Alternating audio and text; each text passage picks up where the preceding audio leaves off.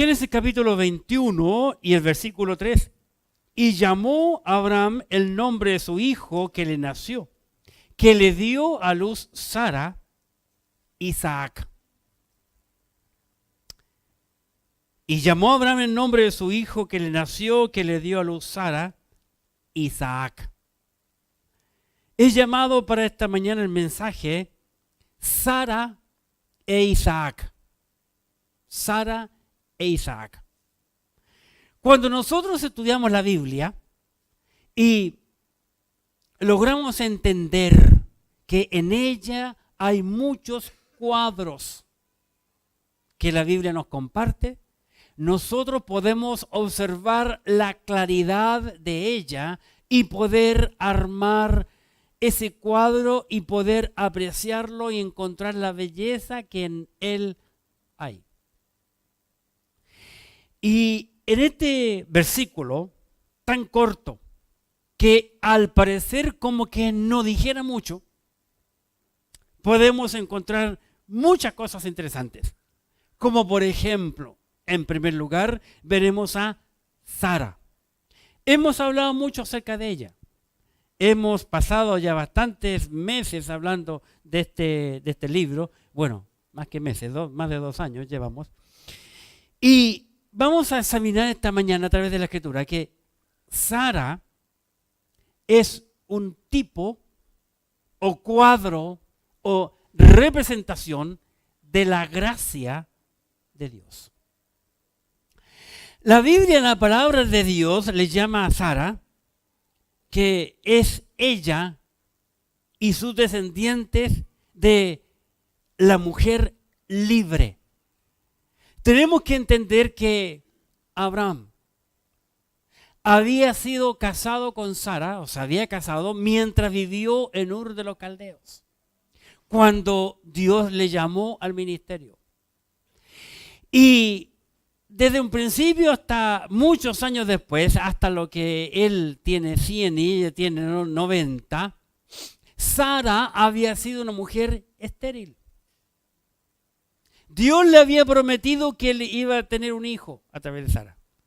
Y Sara, adelantando y tratando de echar una ayuda a Dios, le dice a Abraham, ¿por qué no me das hijos en mi sierva? Y Abraham accedió a aquella petición y de allí encontramos que después con los años Pablo nos habla y nos aclara estos pasajes que encontramos como en esta mañana. Así que Sara es la libre, Agar es la esclava, como dice la Escritura, la palabra de Dios. Para entender esto un poco, les invito a mirar en el libro de Génesis y el capítulo 17 lo siguiente. Génesis capítulo 17, para entender el versículo 3. Génesis capítulo 17, dice la Escritura, la palabra de Dios, en el versículo 15. Dijo también Dios a Abraham, a Sarai tu mujer no la llamarás Sarai, mas Sara será su nombre. Lo vemos en una forma común en el Antiguo Testamento cuando Dios le cambia el nombre a ciertos personajes. Y generalmente cuando está el cambio, hay un cambio de vida también en las personas. Versículo 16. Y la bendeciré. Noten ahora que Dios está hablándole a Abraham de lo que Dios va a hacer con la esposa de él. Y la bendeciré. ¿Va a decir a quién? A ella, a Sara. Y también te daré de ella hijo. Hay que mirar estas palabras porque son clave para entender lo que vamos a estudiar en esta mañana. Y te daré de ella hijo. Agrega Dios. Sí. La bendeciré. Y vendrá a ser madre, ¿quién? Sara, no Sarai, Sara, con un nuevo nombre, se vendrá a ser madre de naciones, de reyes, de pueblos vendrán de ella. ¿En dónde estamos? en el capítulo 17. Recordemos. Entonces, versículo 17, Abraham se postró sobre su rostro y se rió. Y dijo en su corazón, ¿a hombre de 100 años ha de nacer hijos? Se postra en tierra, se ríe y él mismo se hace la pregunta. Y otra pregunta hace, ¿y Sara ya de 90 años ha de concebir? Y dijo Abraham a Dios, ojalá Ismael viva delante de ti. Respondió Dios, ciertamente, con toda certeza, con toda seguridad, le está diciendo Dios, Sara, tu mujer, te dará a luz un hijo y llamará su nombre Isaac. Y confirmaré mi pacto con él, con Isaac, como pacto perpetuo para sus descendientes después de él. Interesante. Cuando Dios dice algo, mi amigo, mi hermano, Él lo va a cumplir. Dios no es como nosotros. Nosotros decimos muchas cosas, hacemos muchas promesas y muchas de ellas no las cumplimos. Pero Dios es Dios. Yo estoy hablando de Jehová Dios, yo estoy hablando de Elohim, de este Dios que está aquí. No del Dios que nosotros tenemos, porque muchos de nosotros tenemos otro Dios. A quien le damos el tiempo, a quien le damos nuestra voluntad, a quien le accedemos y cumplimos nuestros propios deseos. Yo estoy hablando de este Dios, el Dios vivo y verdadero. Entonces, Sara tiene un papel importantísimo dentro del plan de Dios para Abraham y la humanidad. Cuando Dios creó al hombre y luego de haberle dado la responsabilidad, dijo que iba creado a Eva para que Eva fuese la ayuda idónea de Adán. Una ayuda idónea. Por eso el hombre necesita casarse, necesita tener su ayuda idónea, tener su mujer que le pueda ayudar dentro del plan de Dios. La vida cristiana se debe entender dentro de un ministerio, dentro de un plan. Y la vida cristiana se incluye el matrimonio, la esposa con el esposo. Un buen esposo, un buen cristiano, mejor dicho, un buen cristiano nunca será un buen cristiano si no tiene una esposa convertida quien le apoya.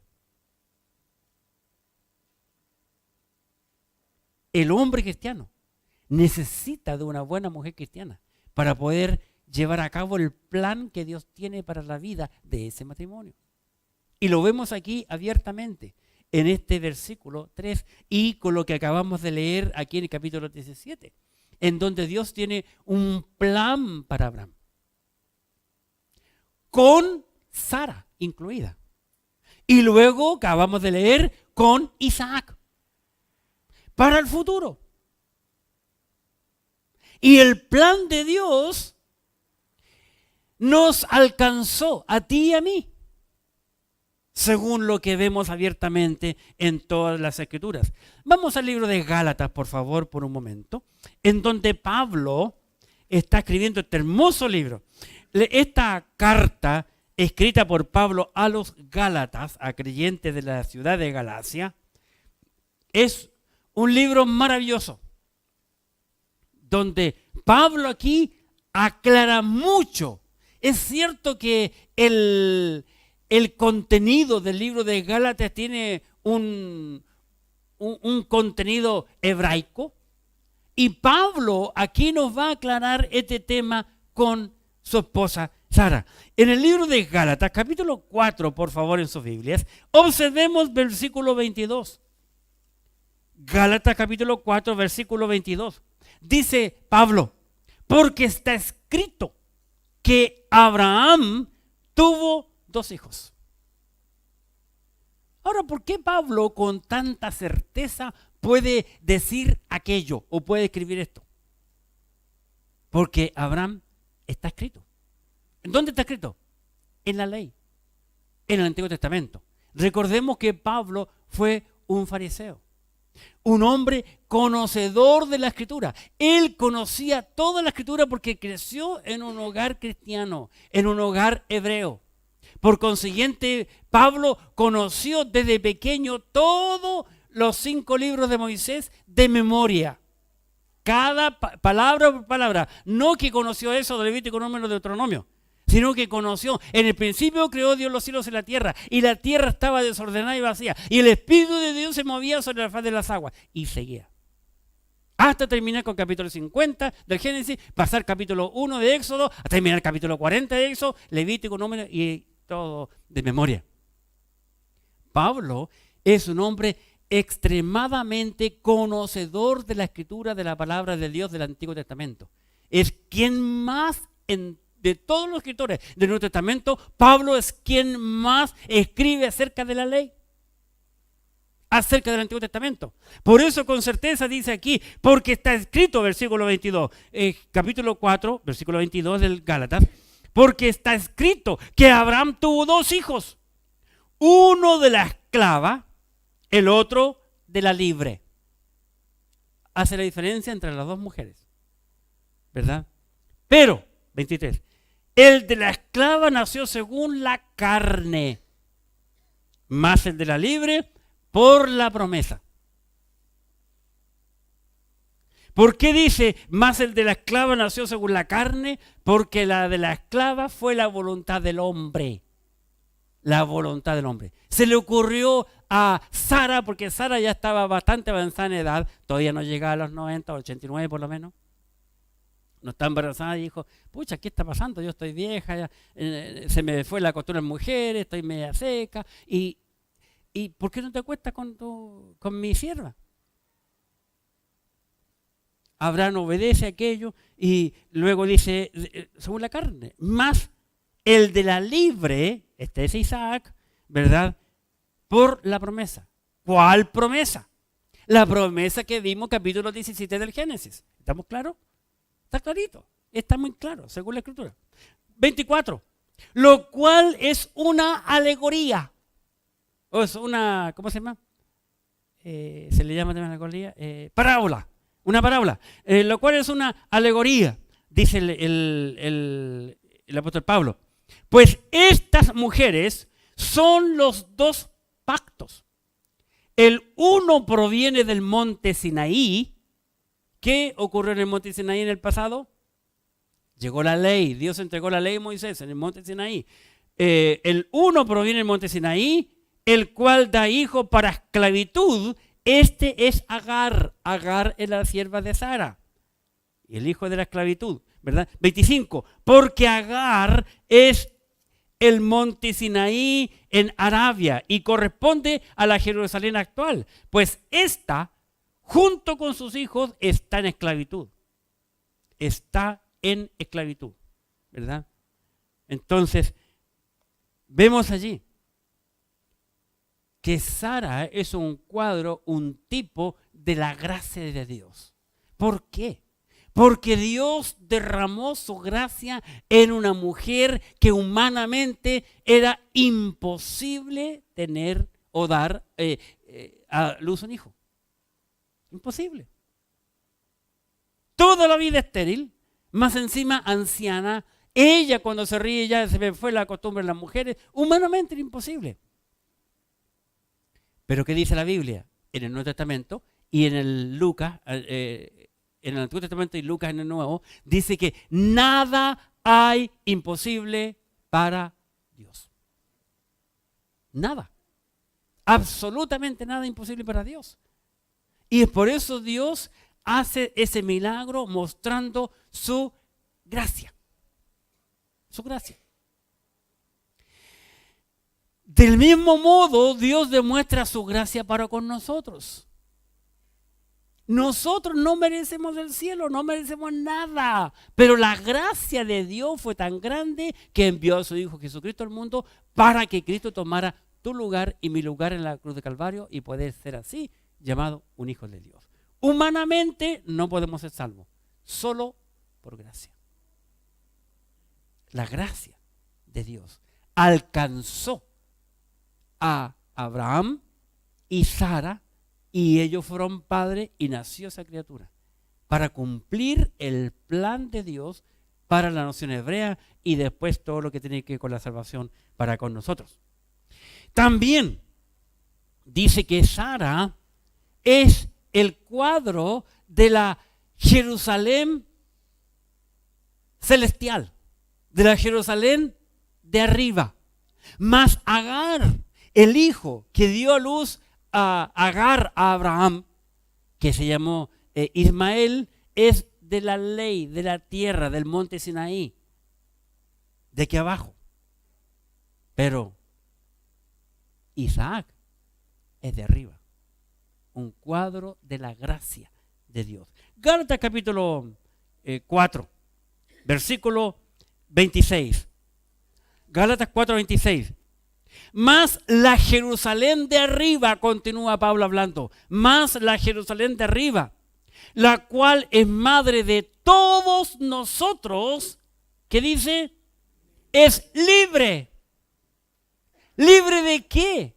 Libre de las ataduras de la ley, ¿verdad? Porque está escrito, dice Pablo. Noten que por segunda vez en este pasaje Pablo dice lo mismo. Está escrito. Lo vimos recientemente al comenzar, versículo 22, porque está escrito que Abraham tuvo 2 hijos. Versículo 27, porque está escrito. ¿Dónde está escrito? En Isaías 54:1, ustedes pueden ver este mismo versículo, Isaías 54:1. Dice, porque está escrito, regocíjate, regocíjate, alégrate, entona alabanza, oh estéril, tú que no das a luz, prorrumpe en júbilo y clama. Tú que no tienes, observen, tú que no tienes dolores de parto, porque más son los hijos de la desolada que de la que tiene marido. La desolada es Agar, la que tiene marido es Sara. Vamos por un momento, no cierren aquí en Gálatas y vamos por un momento a ese capítulo de Isaías que le cité, 54:1. Isaías 54:1. Ya está profetizado, hermano, muchos años antes. Veamos. Isaías. Dice en Isaías 54:1, regocíjate, oh estéril, la que no daba, noten el lenguaje, la que no daba luz, levanta canción y da voces de júbilo, la que nunca estuvo de parto, porque más son los hijos de la desamparada que los de la casada, ha dicho Jehová. Y eso es ese versículo de Isaías 54:1 y lo que está citando en Gálatas capítulo 4 el apóstol Pablo en versículo 27 se refiere a Sara. A Sara. 28. Así que, hermanos, Pablo continúa escribiéndole a los Gálatas, así que, hermanos, aquí cuando Pablo está hablando de hermanos en Gálatas no se refiere necesariamente o únicamente a hermanos de sangre, hermanos hebreos, sino hermanos en Cristo, como en el libro de los Hechos. ¿Ya? Aquí está refiriendo a creyentes. Así que, hermanos, nosotros, como Isaac, observen, nosotros, como Isaac, somos hijos de la promesa. ¿Cuál promesa? La promesa que Dios le hizo a Abraham, capítulo 17 del libro de Génesis. Pero como entonces el que había nacido según la carne perseguía al que había nacido según el Espíritu, así también ahora. Mas, ¿qué dice la Escritura? Pregunta Pablo. ¿Qué dice la Biblia? Pregunta Pablo. Echa fuera la esclava y a su hijo, porque no heredará el hijo de la esclava con el hijo de la libre. De manera, hermanos, que no somos hijos de la esclava, sino de la libre. Somos hijos de la libre. La esclavitud y la ley nada tiene en común con la gracia de Dios. No es compatible. La ley no es compatible con la gracia. Son opuestos. Porque una lleva a la esclavitud. La gracia lleva a la libertad. No se puede estar con los dos. Es como el aceite y el vinagre. No se pueden unir. Siempre el aceite se va a separar del vinagre.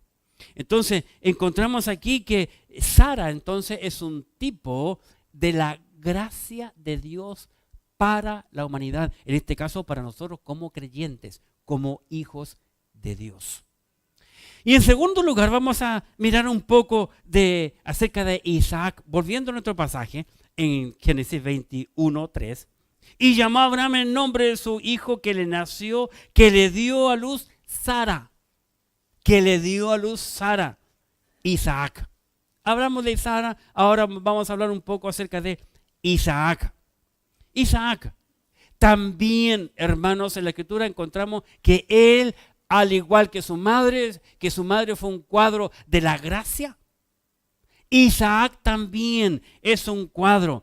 Aquí vamos a ver en primer lugar que es un cuadro del creyente, de los hijos espirituales de Abraham. Vamos a la Biblia, al libro de Gálatas, porque es Pablo quien nos aclara todo esto.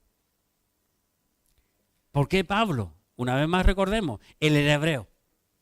¿Y quién mejor que Pablo como hebreo nos pueda explicar cualquier cosa del Pentateuco, que es un libro, el Pentateuco, totalmente hebraico, ¿verdad?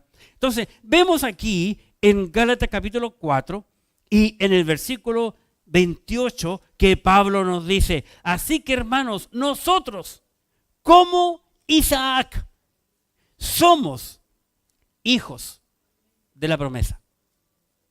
Somos hijos de la promesa, hijos espirituales de Abraham. Dios hizo la promesa a Abraham. No solamente eso, como hijos espirituales nosotros también de Abraham, vemos que Isaac es un cuadro del hijo obediente a su padre. ¿Dónde lo vemos? En el capítulo 22 del libro de Génesis. ¿Ya? Pero no voy a tocarlo porque lo vamos a tocar solito. Y tocando solo eso vamos a tener bastante que hablar de él. ¿Cuándo? Cuando Dios, dice la Biblia, probó. Vamos a mirar nomás el principio de Génesis 22. Génesis 22. Miren Génesis 22, versículo 1. Aconteció después de estas cosas. ¿Qué cosas? Lo que había pasado con Abimelech y todas las cosas ahí con Abraham. Versículo 1, capítulo 22. Aconteció después de estas cosas que probó Dios a Abraham y le dijo: Abraham. Y él respondió: heme aquí. Y dijo: toma ahora tu hijo, tu único, Isaac, a quien amas, y vete a la tierra de Moriah y ofrécelo lleno en holocausto sobre uno de los montes que yo te diré. Entonces vemos abiertamente aquí que en primer lugar Dios habla a Abraham y Dios probó a Abraham. Dios siempre prueba. Dios nunca tienta. Hagamos la diferencia con eso. Las tentaciones no vienen de Dios, vienen del diablo. Las pruebas sí. Hoy vimos en la lección de la escuela dominical que un diácono tiene que ser probado primero. A ver si sirve o no, poner la prueba. Un tiempo, ¿verdad? Y le dijo Dios a Abraham, le da una prueba tremenda, hermano. Ponte todos los zapatos de Abraham. Dios le prometió un hijo. El hijo nace. El único hijo, el hijo de la vejez, el último, el concho, como decimos aquí en Chile, ¿verdad? El último hijo, que casi siempre se le dedica todo a ese, ¿verdad? Y en lugar de, en Chile por lo menos, en nuestro país, en lugar de criarlo como hijo, se cría como nieto. Todo permitido y se le da todo. Porque los mayores siempre son los que sufren. Los mayores pelan el ajo en la casa, ¿verdad? Pero los menores, el último,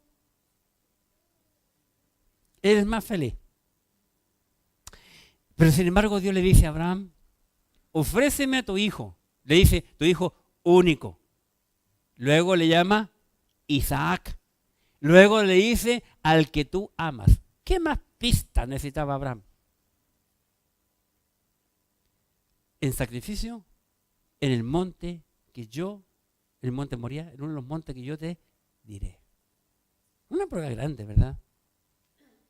Ahora, ojo, que la Biblia dice que Abraham creyó a Dios antes de este capítulo 22.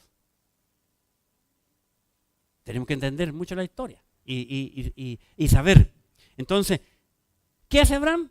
Obedece a Dios, toma el chico, se demoró 3 días en llegar al monte, ¿verdad? Y arma el altar, ¿verdad? Pone la leña, pone al hijo y estaba listo para matarlo. Cuando Dios le dijo, Abraham, no mates al muchacho. Ya me he dado cuenta que tú eres obediente. Obedeces. Pero Isaac, siendo un jovencito, quizás entre 15 a 17 años de edad, por allí, se sometió a la voluntad de Dios y al pedido que Dios le hace a su padre. Bien podría haber arrancado, pero obedeció a su padre. Cuando van subiendo la montaña, el hijo le dice al padre, padre, aquí está el fuego, aquí está el cuchillo, está la leña. ¿Mas dónde está el holocausto? ¿Dónde está el sacrificio? ¿Dónde está el cordero para el holocausto? Papá, Dios se proveerá, hijo, de cordero. Y siguieron. En ese instante, ese hijo comprendió que el cordero era él. E Isaac se prestó a la voluntad de su padre. Se prestó, se rindió, supo que él era el cordero. Como Cristo. Cristo siempre supo que él tenía que ir a la cruz. Siempre lo supo. No fue una sorpresa. Lo mismo para Isaac. Así que Isaac es un cuadro de Cristo, de un hijo obediente. Filipenses capítulo 2, por favor. Filipenses 2. Cuando nosotros comparamos el Antiguo Testamento con el Nuevo, llevamos el Nuevo, lo aplicamos, allí tenemos la Biblia completa, perfecta y clara. La Biblia se nos abre. Filipenses capítulo 2, versículo 5, dice el apóstol Pablo, haya pues en vosotros este sentir que hubo también en Cristo Jesús, el cual, el Cristo, siendo en forma de Dios, no estimó el ser igual a Dios como cosa a que aferrarse. ¿Qué está diciendo aquí? Pablo está diciendo que Cristo, aunque supo que Él era Dios, no actuó en ese momento como Dios, diciendo, bueno, defendiéndose humanamente, sino que se sometió a la voluntad del Padre. Versículo 7, sino que se despojó a sí mismo, tomando forma de siervo y hecho semejante a los hombres. Y estando en la condición de hombre, se humilló a sí mismo, haciéndose obediente hasta la muerte y muerte de cruz. Lo mismo que ocurrió con Isaac. ¿Dónde está el cordero, papá? Hijo, no te preocupes, Dios se va a proveer. Isaac, entendamos por favor, nunca había visto todavía un milagro. ¿Me entienden? Isaac nunca había visto un milagro.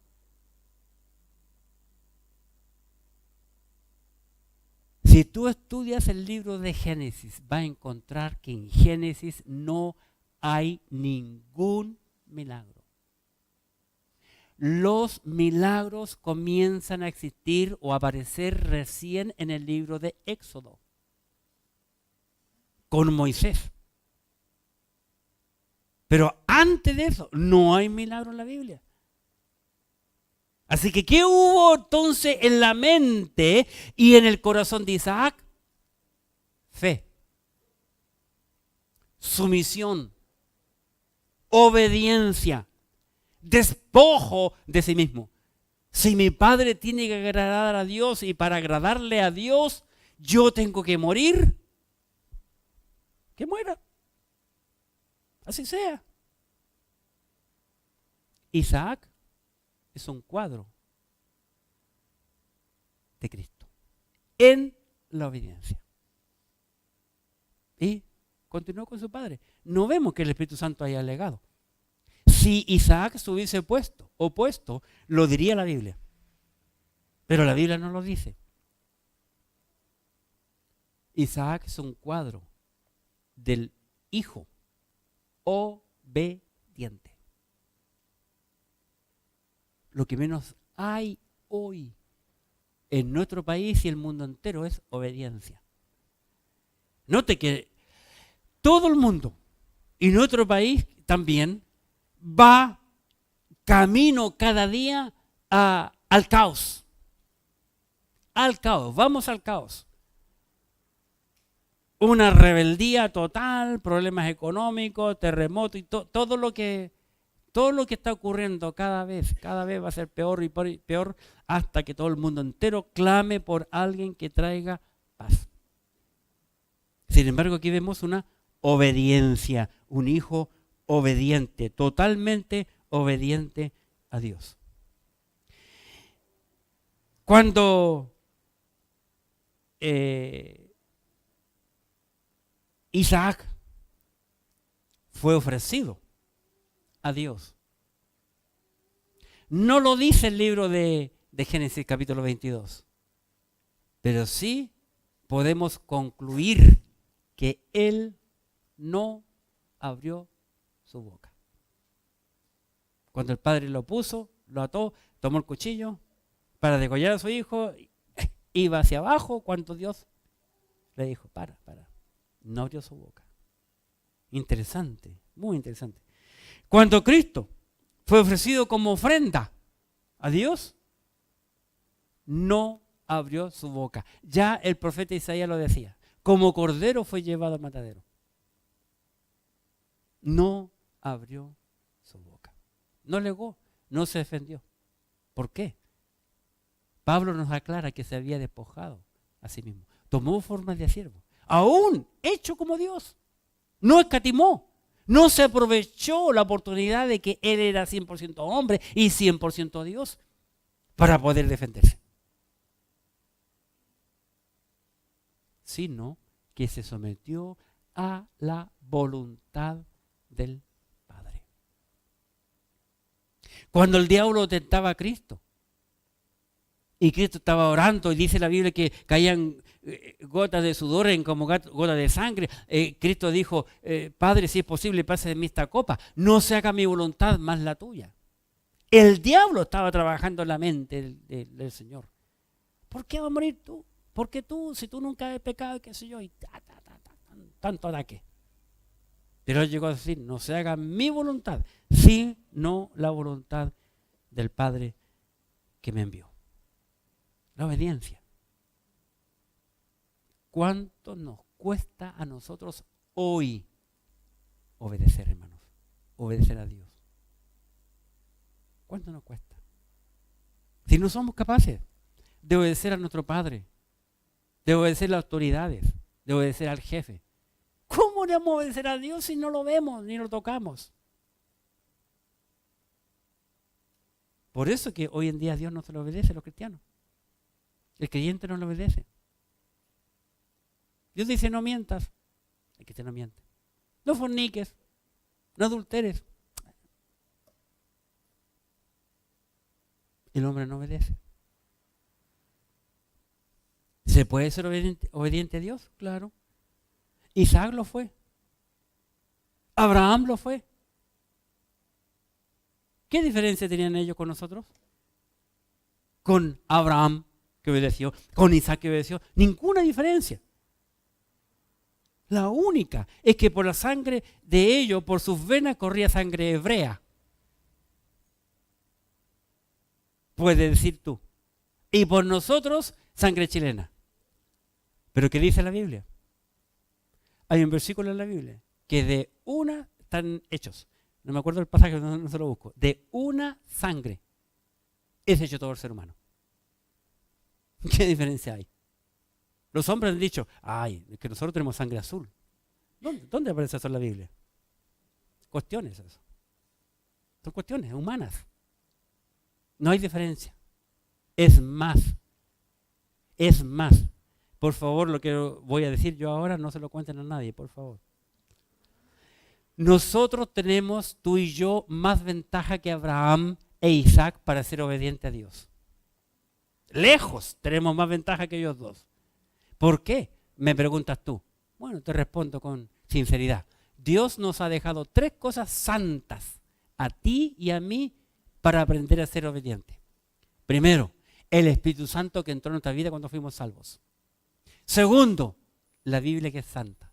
Y tercer lugar, la iglesia que es santa, porque Cristo murió por su iglesia para santificarla por el lavamiento del agua, por la palabra. Su iglesia es santa. La iglesia del Señor Jesucristo es santa. ¿Saben? Si quieren decir amén, pueden decirlo. La iglesia del Señor Jesucristo es santa. ¿Cuándo deja de ser santa? Cuando tú y yo entramos. Cuando tú y yo entramos aquí a la casa del Señor y no venimos con nuestra vida limpia, con nuestras malas actitudes, con nuestros malos pensamientos, ensuciamos lo que Dios lo ha hecho santo. Así que podemos ser mejores que Abraham e Isaac en la obediencia. Pero también vemos aquí en este pasaje que Cristo e Isaac, al igual que Cristo, es la esposa de la iglesia que Él, el Señor, ha llamado. Cuando Abraham ya se dio cuenta, había quedado viudo y no quería dejar a su hijo, que ya estaba un poquito mayor, solo, envía a buscar una esposa para su hijo. Eso lo encontramos en capítulo 24 del Génesis. Y vamos a ver algunos versículos nada más. Génesis 24, 1 al 4. Génesis 24, 1 al 4. Otro cuadro que encontramos, que Isaac es un cuadro de Cristo, como el esposo de la esposa que ha sido llamada del mundo. Génesis 24, 1 al 4. Era Abraham ya viejo y bien avanzado en años, y Jehová había bendecido a Abraham en todo. Y dijo Abraham a un criado suyo, el más viejo de su casa, que era el que gobernaba en todo lo que tenía: pon ahora tu mano debajo de mi muslo, y te juramentaré por Jehová, Dios de los cielos y Dios de la tierra, que no tomarás para mi hijo mujer de las hijas de los cananeos, entre los cuales yo habito, sino que irás a mi tierra y a mi parentela y tomarás mujer para mi hijo Isaac. ¿Verdad? Y este hombre obedece. Va a la tierra de su parentela y encuentra a la mujer apropiada. Este hombre, bueno, ya vamos a hablar cuando lleguemos a ese capítulo, y obedece. Y encuentra la mujer y la trae. Y quiero invitarles, porque van a pasar unos cuantos días que lleguemos a este capítulo, a los versículos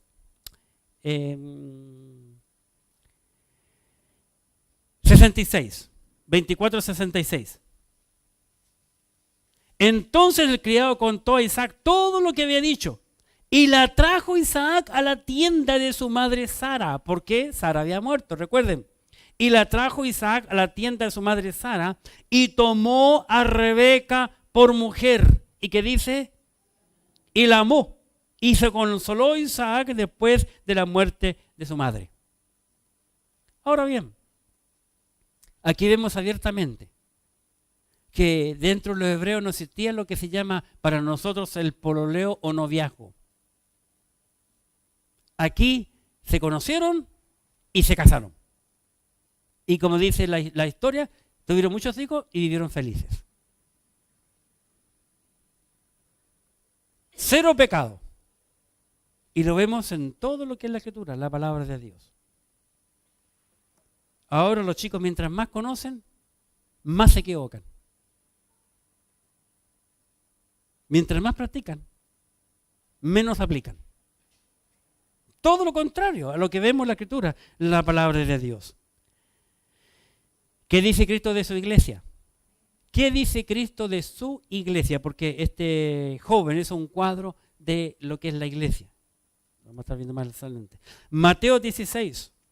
Mateo 16. Cuando Cristo le pregunta a los discípulos y los enfrenta allí y él les hace la pregunta. Mateo 16. Jesús le dice, ¿y qué dice la gente? ¿Quién soy yo? Versículo 17. Entonces le respondió Jesús, bienaventurado eres Simón, hijo de Jonás, porque no te lo reveló carne ni sangre, sino mi Padre que está en los cielos. Y yo también te digo que tú eres Pedro, y sobre esta roca edificaré mi iglesia, y las puertas del Hades no prevalecerán contra ella. Cristo aquí habla por primera vez de su iglesia, de la iglesia por la cual iba a vertir hasta su última gota de sangre. Y que su iglesia, nada ni nadie podía exterminarla.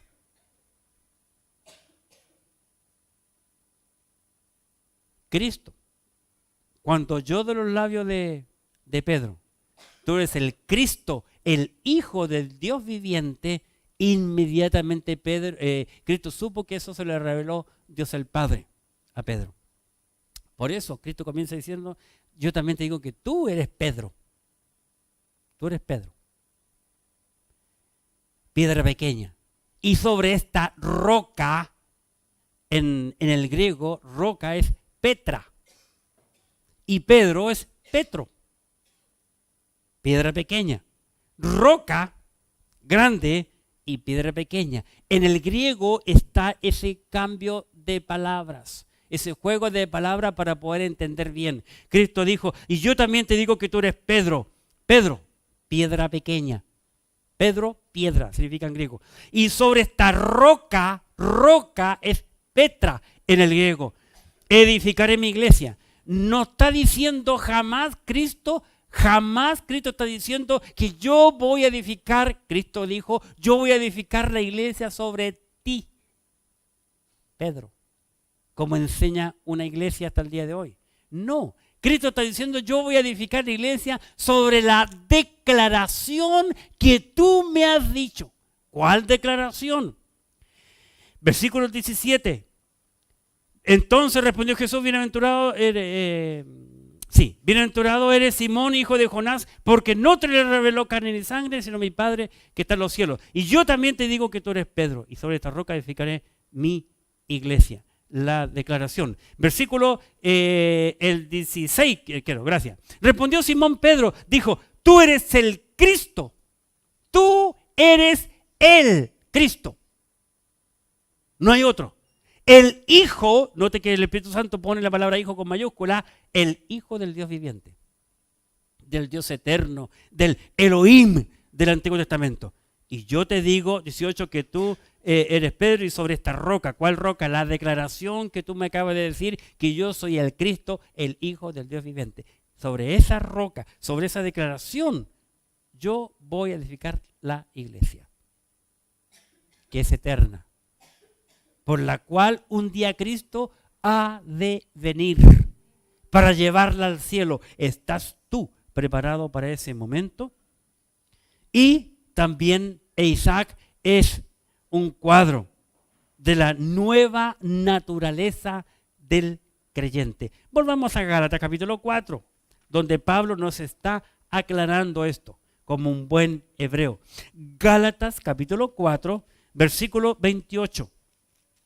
Gálatas 4:28 y versículo 29. Así que, hermanos, dice Pablo, nosotros como Isaac, noten que Pablo está haciendo aquí la comparación, la semejanza, pero dice el versículo, así que, hermanos, nosotros como Isaac somos hijos de la promesa.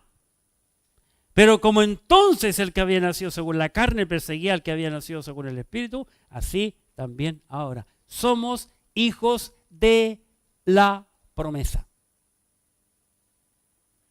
Y del mismo modo, el diablo persigue. El diablo que es de la carne persigue al creyente. Y es por eso que siempre la iglesia, el creyente, ha sido perseguido.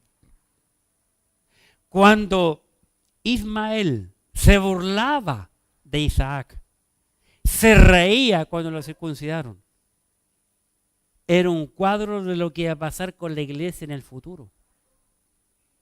El de la ley y el de la gracia. Ambos hijos, un cuadro.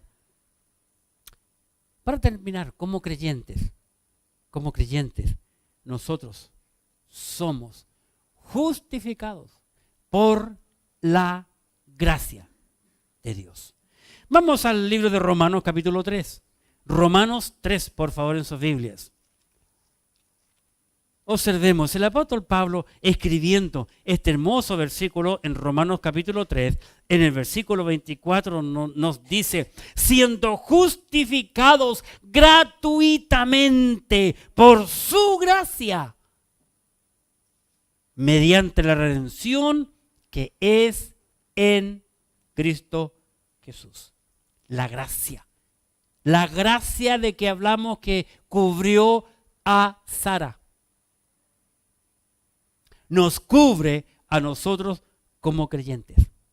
¿Por qué? Porque Isaac, como hijo de la promesa, tú y yo también somos hijos de la promesa. Romanos capítulo 9 y en el versículo 8. Romanos capítulo 9, versículo 8. Esto es, no los que son hijos según la carne son hijos de Dios, sino que los que son hijos según, ¿qué cosa? La promesa, son contados como descendientes, porque la palabra de la promesa es esta: por este tiempo vendré y Sara tendrá un hijo. Porque de tal manera amó Dios al mundo, que ha dado a su Hijo unigénito, para que todo aquel que en Él cree no se pierda, mas tenga vida eterna. La promesa. Somos libres, al igual que Isaac, hijos de la libre. Gálatas capítulo 5. Gálatas capítulo 5 y el versículo 1. Estad pues firmes en la libertad con que Cristo nos hizo libres, y no estéis otra vez sujetos al yugo de la esclavitud. Estad pues firmes en la libertad con que Cristo nos hizo libres. Somos libres. Como creyentes, también, hermanos, somos parte de la ciudad celestial. Un día Cristo vendrá a buscarnos para llevarnos a su presencia. En el libro de Hebreos capítulo 12, Hebreos 12, veamos en el versículo 22. Hebreos capítulo 12, versículo 22. Dice la Sagrada Escritura, sino que os habéis acercado al monte de Sión, a la ciudad del Dios vivo, Jerusalén la celestial, a la compañía de muchos millares de ángeles. La ciudad celestial. Pablo, hablando de esto, dice, tampoco queremos, hermanos, que no oréis acerca de los que duermen, para que no os entristezcáis como los otros que no tienen esperanza. Un día Cristo vendrá a buscarnos y nos va a llevar al cielo. Esa es la ciudadanía, es el lugar de la ciudadanía del creyente, del Hijo de Dios. Nosotros por fe, dice tanto otro pasaje, somos hijos de Abraham, por fe, del que creyó. Por eso Abraham es un hombre importante también para con nosotros. Mucha influencia, demasiada influencia hebraica tiene el creyente, como veremos la semana entrante en nuestras vidas. Recordemos, la Biblia llegó a nuestras manos por los hebreos, y la salvación viene de los hebreos. Dijo el mismo Señor Jesucristo. Cristo Jesús es quien intercede por nosotros. Abraham intercedió por su hijo para buscar una esposa. Cristo intercede por nosotros. Romanos 8, qué pasaje más precioso. En Romanos capítulo 8, por favor, en sus Biblias. Versículo 32. Romanos 8, 32. El que no escatimó ni a su propio hijo, sino que lo entregó por todos nosotros, ¿cómo no nos dará también con él todas las cosas? ¿Quién acusará a los escogidos de Dios? Dios es el que justifica. ¿Quién es el que condenará? Cristo es el que murió, aún más aún, el que también resucitó, el que además está a la diestra de Dios, el que también intercede por nosotros. Cristo, hermanos, intercede por nosotros. Y para concluir, Cristo nos da la seguridad eterna.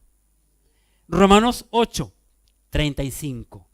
Continúa el apóstol Pablo haciendo preguntas para poder remecernos el piso a nosotros. Y nos dice, ¿quién nos separará del amor de Cristo? ¿Tribulación o angustia o persecución o hambre o desnudez o peligro o espada? ¿Cómo está escrito? Qué maravilloso cuando Pablo habla con certeza. Como la Biblia dice, por causa de ti somos muertos todo el tiempo. Somos contados como ovejas de matadero. Antes, en todas estas cosas somos más que vencedores por medio de aquel que nos amó. Por lo cual estoy seguro de que ni la muerte, ni la vida, ni ángeles, ni principados, ni potestades, ni lo presente, ni lo porvenir, ni lo alto, ni lo profundo, ni ninguna otra cosa creada nos podrá separar del amor de Dios que es en Cristo Jesús, Señor nuestro. ¿Quién nos puede separar del amor de Dios? Oremos. Padre bendito y amado.